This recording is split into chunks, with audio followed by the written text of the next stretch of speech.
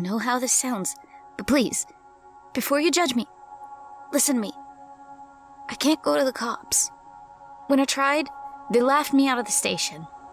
Then, they investigated me. They searched my home.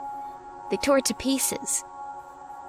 I'm sitting on the floor of my living room, surrounded by my belongings they demolished. I guess I can't blame them. But even after they found nothing, they still wouldn't listen to me. They threatened to have me institutionalized, especially since my husband and I are the prime suspects. I love my daughter. My husband does too. We tried for her, wanted her, and were overjoyed when she came into our lives. She was special from day one. She very rarely cried. She would look right at you and coo as you spoke. She giggled, smiled, and pouted, and just overall had such a big personality for a baby. As she grew, so did her personality.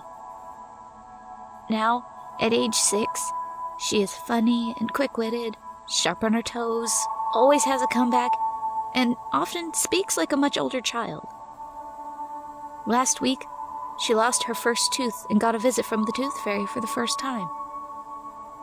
She remarked, "Kinda weird that a fairy collects a bunch of kids' teeth." We laughed and laughed. She's the kind of kid that's so effortlessly nice to be around that everyone she meets adores her. We named her Luella, nicknamed her Lulu, Lulu Leanne. My husband thought it was too many L's in a name, but I loved it so much that he didn't really put up much of a fight. The day she was born was the happiest day of my life.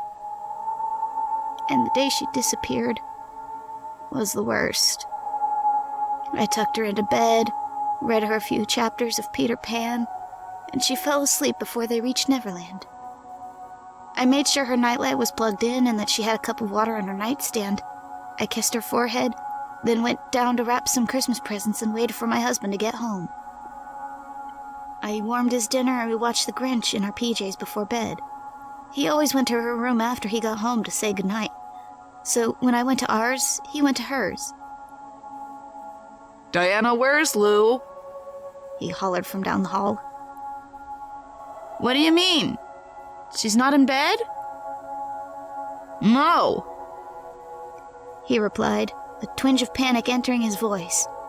I rushed down the hall to see him opening her closet doors. "Lou, where are you, honey?"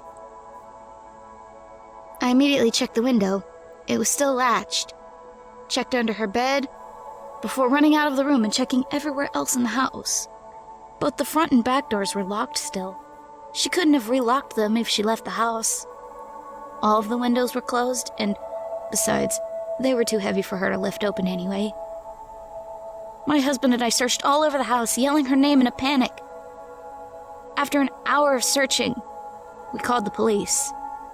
They took our statements as we sobbed, trying to explain that there was no way she could have gone outside or that someone had come in. After 12 hours of her missing, search parties were scouring the neighborhood. They took fingerprints on all of the windowsills and doorknobs. Nothing out of the ordinary was found. Then the questions started coming my way. Even my husband was starting to question my story. But if roles were reversed, I would be too. I'd picked her up from school after my shift at the deli on December 7th. We came home, had a snack. She did her homework, then colored. We watched a show and ate dinner, and then I put her to bed, just like every other night. But I was the only one with her. No one else saw us do these things, so I guess the suspicion was understandable. When they interrogated me, I stuck to my story, because it was fucking true. I love Lulu. Always will.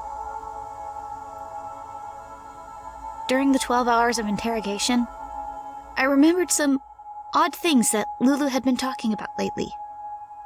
Her first grade class had been learning about the phases of the moon, and I was helping Lulu with a homework assignment just a week earlier. We had to cut out the different shapes, glue them to a piece of paper like a clock, and label each one for each of the different phases. As we cut out the waxing crescent moon, she asked me, "Mom, How do we know about the different phases of the moon if we can't see them? I was taken aback for a moment before I laughed and replied, You can see the different types of moons. You and I have gone stargazing and seen what the moon is like when it's just a little sliver, and also when it's a big circle. Lulu furrowed her brow and said, I don't think so, Mom. The moon is always big when I see it. Honey, you might only remember when the moon is big and pretty, but I promise, you can see all the phases throughout the month. She shrugged her shoulders and continued cutting and pasting the different shapes on the paper. Another conversation we had, probably last spring, was about how the moon follows you as you drive. I myself remember being little and riding in the backseat of my parents' car, looking out at the sky. The moon did follow you, or so it seemed. I explained to Lulu that the moon follows everybody because it's so big. It wasn't easy explaining perspectives and planetary objects to a 5-year-old, so I left it at that. She was earnest in her response. No, Mommy. The full moon always follows me closer. It takes up the whole sky. It's always right by me. I laughed at this and said, I know it seems like the moon is really close because you can see it, but it's actually really far away. It's kind of like how the sun seems to take up the whole sky when it's out because it's so bright. The moon takes up so much of the sky when it's dark because it reflects the sun's light. I heard a quiet from the back seat, and as I glanced in the rearview mirror, I watched her fold her arms and look out the window. The sun doesn't like me. Like I said, she was effortlessly funny. Lou, the sun doesn't have feelings. It's just a star. The moon doesn't have feelings either. It's just a moon. She looked longingly out of the backseat window for a moment before replying.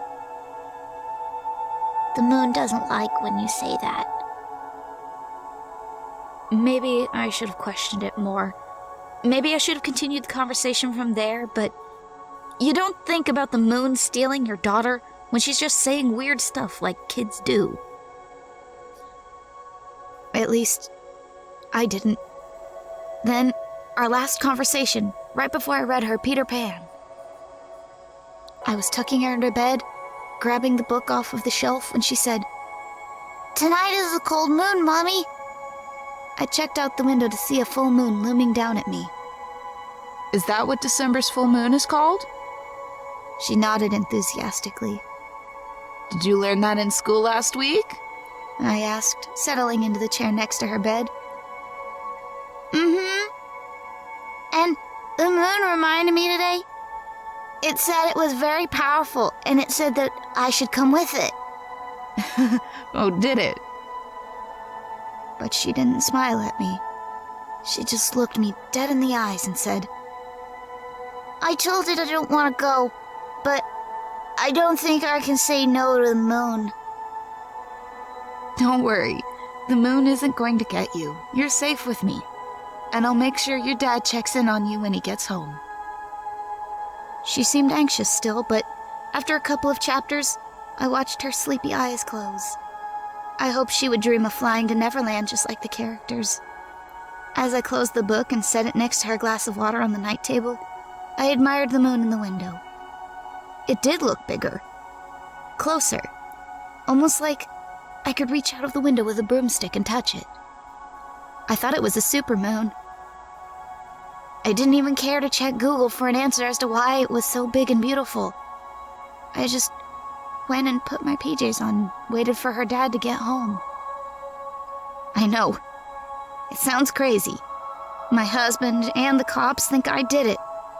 Hell, you probably do too, and honestly, I thought I was going crazy myself.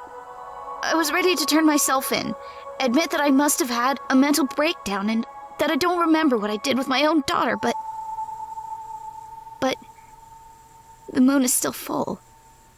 It's been 22 days since Luella went missing, and every single night that I look, it's always full. In the night sky, it's big and dominating. Like it's gloating. Like it's grinning at me and saying, I've got her here with me, just like you said I could. When I mentioned this to my husband, he called me crazy and said it was a half moon. But I see the full moon, and I think it sees me.